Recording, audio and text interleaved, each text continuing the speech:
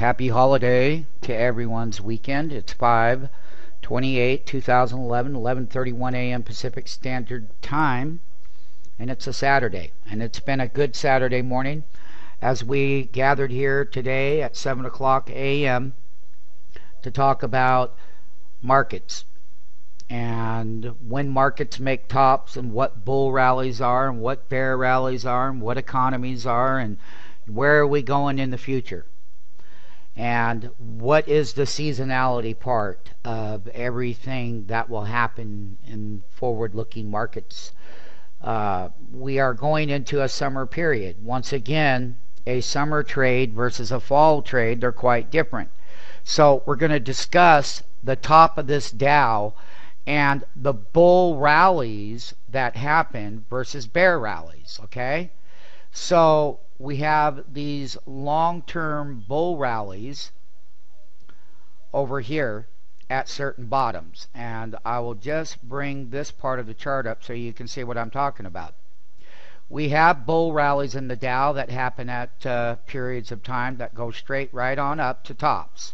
Then they reverse because bull rallies have pullbacks, but then you're met with these big explosive daily buy bars,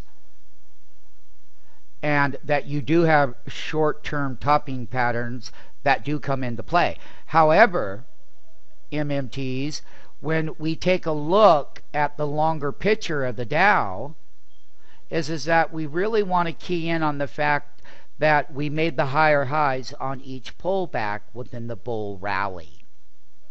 Rather it be on a daily basis on the Dow, or it be a 3-minute price action breakout in the SMF MMT platform, that's the way it's going to be. Directional price movement will move in that direction within the transaction.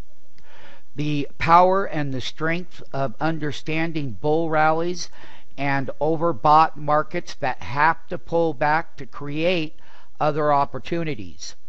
What we are going to carefully examine in our platform versus the platform behind this one, which is a public model, we will take the SMF platform and we will show you that when we were calling the top over here, this was on week 5/2 of 2011. We started to see where the climaxing daily tops were going to get put in on the Dow, and at that point on the live SMF site we have titles there called correction around the corner. That was going to be the beginning of this last staging topping reversal pattern that we have come down through that top reversal from overbought. We have come down to levels here where we have found a holiday weekly support level, which just so happens to be this bar right here, and that bar is at 12,830, and that was on 5/2, or 12,369. Okay, the date on that particular bar was on 4/20, and then the top reversals are up there. What I want to make clear is that when you have reversals, you get daily counter rallies before you make that lower low. That the SMF daily diamond alerts that are going out are part of the strength and the weakness between the buyer, the seller, and the public transaction model that has taken place within that period, that daily period. All right, so every counter rally failed with a daily distribution bar. And MMTs, whether it be on a 3-minute or 15, it really doesn't matter. When I'm breaking this half bar, which was 12,627 on 5/12, that's the date down here. Let's make sure that you can see everything in the frame here. Okay, and that you can see the info panel down here. Okay, that's the date. Take a look at these last up days compared to these down days and those other dates of the price action down here on 5/12, 12/6, 277, or 220, 12/6, 227 right there. And now we're here. and the Dow closed at 12,441.58. Holiday week. If we do not close above this half bar at 12,545, that's going to be the upward resistance, MMTs. We would come up, and that would be the kiss goodbye. The near term, when we go into next week, we're going to have to consolidate above this half bar, which was on 5/23 of 2011. That's 12,421 at the half bar. When we can maintain a daily cycle closing consolidation price above that with higher highs, we go up and test the next level. Let's be advised that every type of bull rally reversal has a certain length to it. You need to see the upside days return just as they were here when they were ready to break out, or when they were ready to break out over here. When we are going to put in a bottom, though, the last down days that we've had, you need explosive green bars going up, and you'd like to see that at least 1.5 to at least that on a breakout higher high, 1.5 times the previous day. And you want to see the daily bars closing above the half bar, MMTs. This is what it looks like on that daily. So those are going to be the key levels. This other level, which will be an area of interest, once again, this bar right here on 513 is 12,628. Should we clear through those and or consolidate those, or we get these breakout daily bars happening, it's time to be on board. People would be buying. However, let's take a look once again that every counter rally has failed so far within this long-term top reversal that we have called, and basically we have descended in value. When you descend or deleverage and go down in value, in as far as that trend goes, it equals that it's weak. So it's a weak.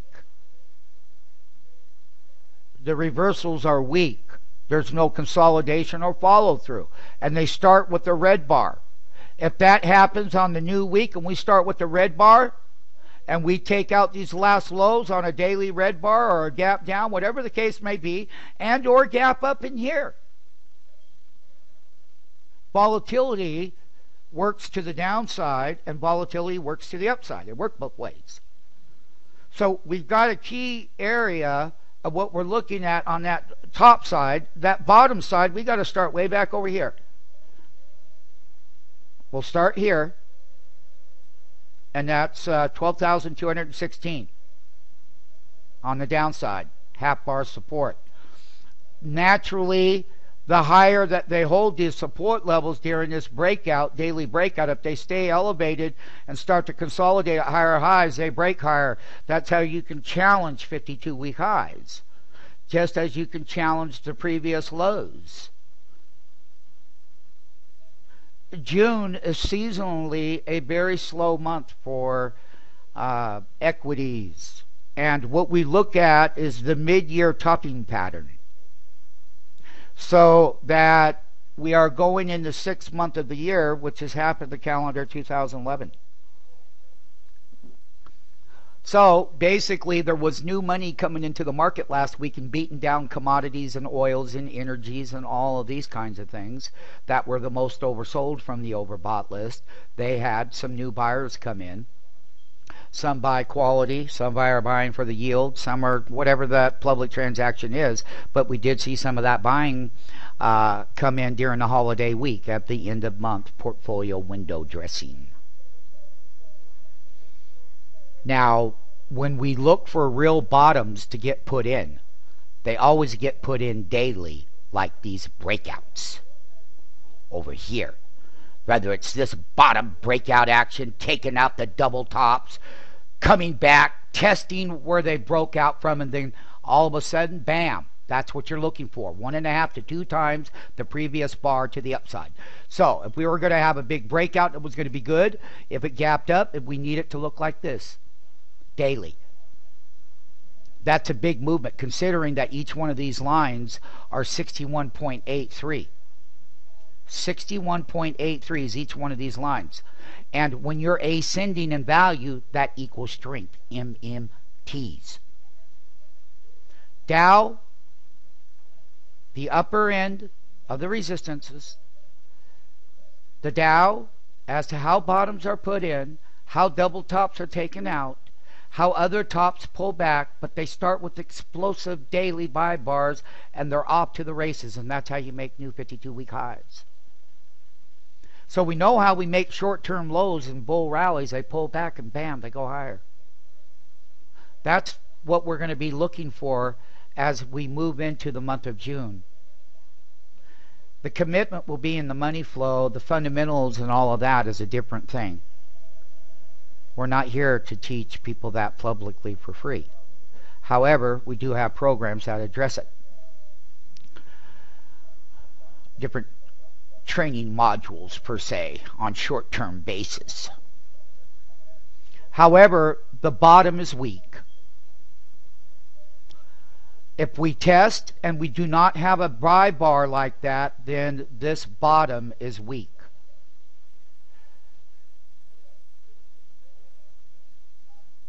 If we do not start closing above in an ascending movement above these key areas here, that means that we're just going to go up and test resistance, and if there isn't anyone there, then we'll have another reversal.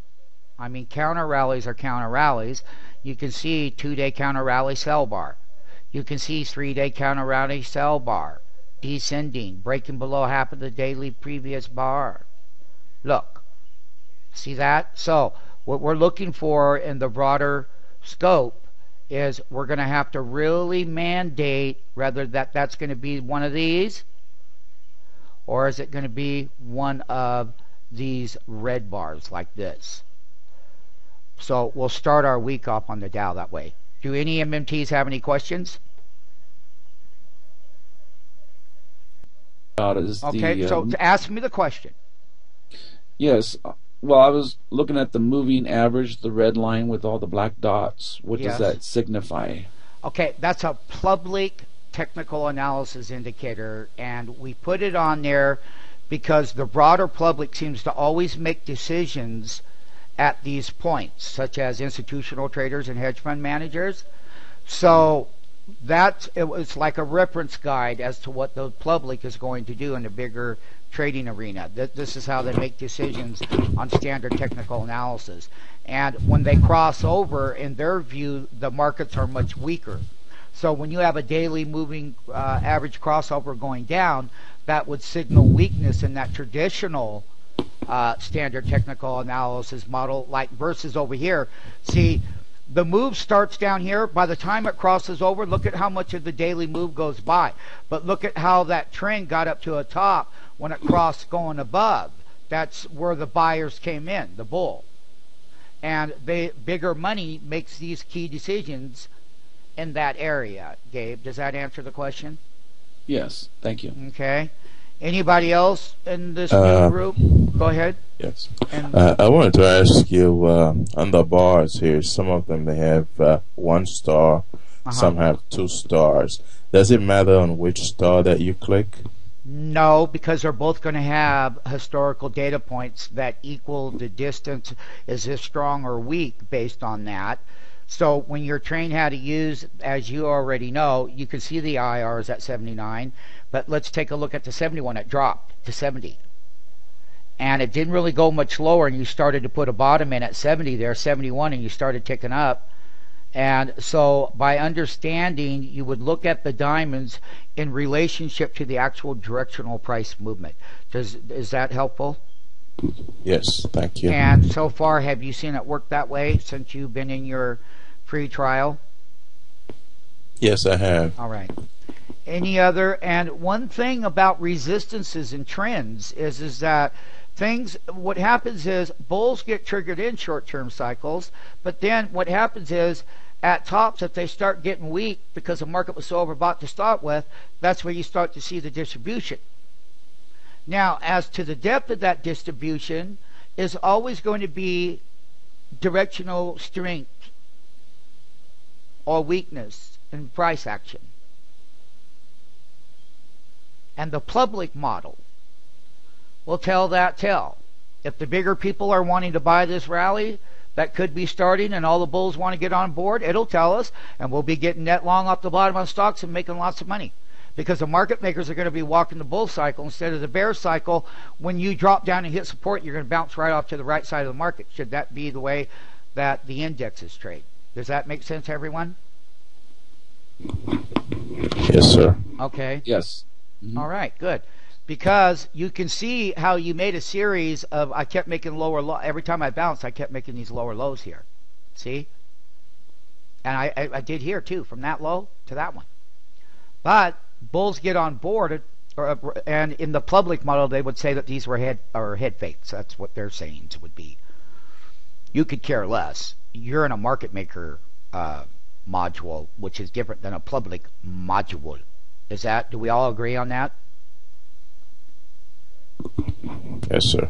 Yes. Okay. Eli, do you agree? And so... Yeah. Yes, sir. But you can see why, because one of the main things that you wanted to learn was how markets are going to make their movements and why they're going to go their way when you were doing your transactions, right? So basically, that's what every retail trader in the market, they want to know what to do with that. So we know what's going to happen.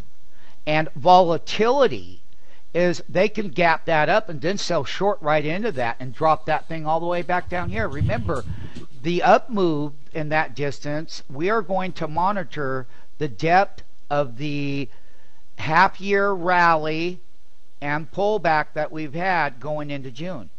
And we called that top, everybody, and what it would look like. And so far, every one of these moves are not one of these. At every one of these. You want to see this one. You want to see this. When you're moving. If you're going to move up this bottom right here, and this thing wants to hold this half bar support, it's going to show up and it would start another rally and it would go to break the high.